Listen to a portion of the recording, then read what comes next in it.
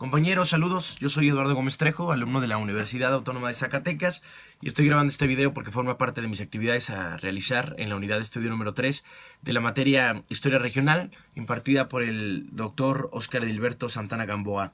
El día de hoy, pues voy a hablarles acerca de mis avances, que me ha gustado, que me ha parecido más extraordinario, acerca de un libro llamado El queso y los gusanos, escrito por Carlo Ginzburg, en el cual se titula... el título del libro es El queso y los gusanos, y un subtítulo con el cual empieza la lectura se llama El cosmos según un molinero del siglo XVI. El personaje protagonista de esta historia es fascinante, se llama Menocchio, le dicen Menocchio. Este personaje se llamaba Domenico Scandella, era el verdadero nombre, Domenico Scandella. Domenico Scandella era mejor conocido en Italia a finales del siglo XVI como Menocchio. ¿Él qué era? ¿A qué se dedicaba? ¿Por qué es el personaje protagonista? Pues él era un molinero, un simple molinero de clase media. Podemos decir que era un poco más que su nivel social, porque según vamos leyendo en la historia, en aquellos ayeres la clase media, baja y media alta, lo que hacían era rentarle propiedades agrícolas a la iglesia. Para empezar, ya desde ahí estamos mal, ¿no? Porque sabemos que el monopolio era controlado por la iglesia, ellos eran los del billete, y Menocchio no solo rentaba, también tenía propiedades de él. Esto no es lo que lo hace interesante. Lo que lo hace interesante es que Menocchio era un personaje radical para finales del siglo XVI en Europa, en el cual todo el poder estaba impreso precisamente en la Santa Inquisición, y postura contraria a lo que la iglesia dijera, era totalmente una locura, y era aventarse sin paracaídas por el abismo. Hablaremos de este personaje, Domenico Scandella, acostumbrémonos a llamarlo Menocchio. Hay que saber algo antes de comenzar esta historia. Este personaje sabía leer y escribir, por lo cual notaremos que esta es una pieza fundamental en la historia, ya que Menocchio podía acceder a documentos que le hicieran cambiar su mentalidad cotidiana en su época.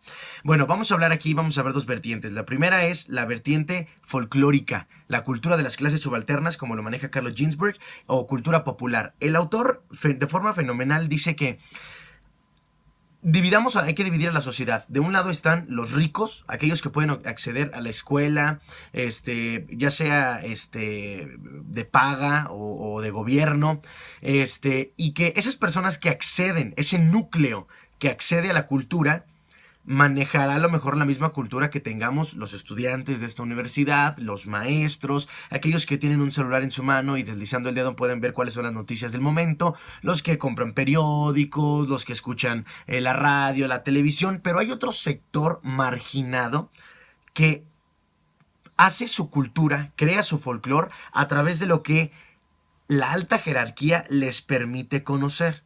¿Me explico? Entonces, es así como nace la cultura de clases subalternas, la cultura popular. Carlo Ginzburg comienza diciendo que hace mucho tiempo la historia se limitaba a dar a conocer la versión de los protagonistas que ganaron las guerras, las invasiones, las trifulcas, las invasiones y otras cosas más. No había más, la historia de los perdedores no existía. Con este contexto vamos a comenzar a hablar acerca de Menocchio. Pues resulta, se los voy a platicar de manera de cuento, a manera coloquial, ¿no? Para poder disfrutarlo más. Pues resulta que este molinero un día es acusado ante el Tribunal del Santo Oficio, caray. ¿Y de qué lo acusan? De hereje, de conspirador, de tener ideas que pudieran parecernos trascendentales en el siglo XXI, pero que para aquellos ayeres eran un por mi culpa, por mi santa culpa. Le mandan a hablar al Tribunal del Santo Oficio y le dicen, ¿qué contigo, hombre? ¿De qué estás hablando? ¿Por qué estás mal hablando de la corona? ¿Por qué estás mal hablando de Dios? ¿Por qué estás diciendo que los santos ni existen? Porque para Menocchio, para este cuate, prácticamente Dios existía en el plano del cielo, ¿no? En un plano espiritual y nada más. La Virgen no existía, los santos no existían, eso de las reliquias eran puras cochinadas. ¿Qué era eso, hombre, de los bautizos? ¿Qué era eso de las primeras comuniones? ¿Qué era eso de los sacramentos? Eso no existía. Él aseguraba que la única forma de estar con Dios era a través de los rezos. Él aseguraba que cómo era posible que Cristo haya nacido de una mujer limpia, ¿no? De la purísima, de la Virgen. ¿Cómo era posible? ¿Por qué no había más personas como él? ¿Por qué Dios lo había elegido a él? ¿Por qué no había nacido más como él? Y hasta cierto punto, pues, yo la verdad es que comparto alguna de sus ideas. Él decía que ir a la iglesia y pagar el diezmo, pagar por otras contribuciones que se le hacían a la iglesia, era únicamente un robo. ¿Y por qué era un robo? Pues porque se veía quiénes eran los más ricos en aquellos ayeres. Los obispos, el papa, los cardenales, los padres, ellos eran los ricos. Recordemos lo que les dije al principio del video. Ellos le rentaban los terrenos para el ganado, para la agricultura, para los molinos, a la gente pobre. Entonces, de un 100% de ganancia que tenías, a lo mejor el 50% se te iba en la renta, otra parte en el diezmo de la iglesia, otro más con las contribuciones, otro más con esto, y cuánto le quedaba a la persona que arrendaba, ¿no? Entonces, él decía, esto no puede ser, hombre, es una barbaridad. La historia se pone interesante porque en el trayecto de la historia, pues no solo se le acusa de, a ver, Menocchio, aquí se dice que tú dijiste esto, y tú dijiste esto, y tú dijiste lo otro, no hombre, y mal hablaste de quién sabe quién, y dijiste que la iglesia, y dijiste que quién sabe qué. Aparecen en la historia los vecinos y los amigos cercanos con los cuales habló Menocchio, y decían, sí, Menocchio, tú me dijiste que esto, y esto, y esto, y esto, y esto. La cosa se pone muy interesante, porque cuando el inquisidor, hagan de cuenta que se hace un chisme de lavadero, porque el inquisidor dice, no puedo con este cuate, a ver, sacerdote de quién sabe qué lado, ven a ayudarme, y tú, ven a ayudarme, y tú que has estado en otros juicios también contra herejes, ven a ayudarme. Entonces ahí están toda la bola. Imagínense el pobre Menocchio ahí, ¿no? La Santa Inquisición del otro lado, los metiches del otro lado, la familia del otro lado, y para colmo la familia quiso regar la idea en el pueblo de que no, hombre, es que mi papá está loco, con tal de que no lo mataran. Y Menocchio decía, no, pues no estoy loco, no estoy loco. Estas ideas las saqué de aquí, de la cabeza. Bueno, pues vamos a empezar. ¿Qué decía, no? Una de las cosas, de las tantas cosas que Menocchio decía, era que el inculpado Menocchio aseguraba precisamente, que la iglesia, ¿de dónde nace, no? ¿Cómo es posible, caray? ¿De dónde nace la iglesia? Él añadía que la iglesia nos gobernaba y así podía dominarnos a su antojo, algo que es una realidad. Menocchio decía conocer mejor a Dios que los mismos sacerdotes del pueblo, incluso que sus vecinos en la plaza, la calle, el parque, en todo momento al que topaba, le hacía saber su pensar respecto a los temas de la vida religiosa. Entonces era cuando venían los metiches de decir, Menocchio, tú me dijiste alguna vez, y tú me dijiste, y tú me dijiste.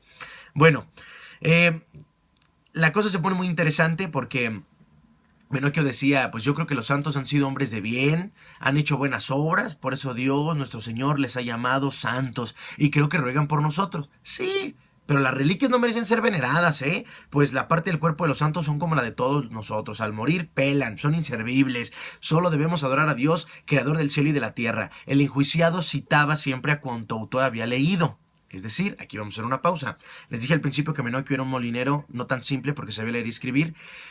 Y justo cuando le iban a condenar, ¿sabes qué? Ya eres culpable, Menocchio decía, no, bueno, pues es que el pensamiento que yo tengo, yo creo que el demonio se apoderó de mí. No, eso decía Menocchio.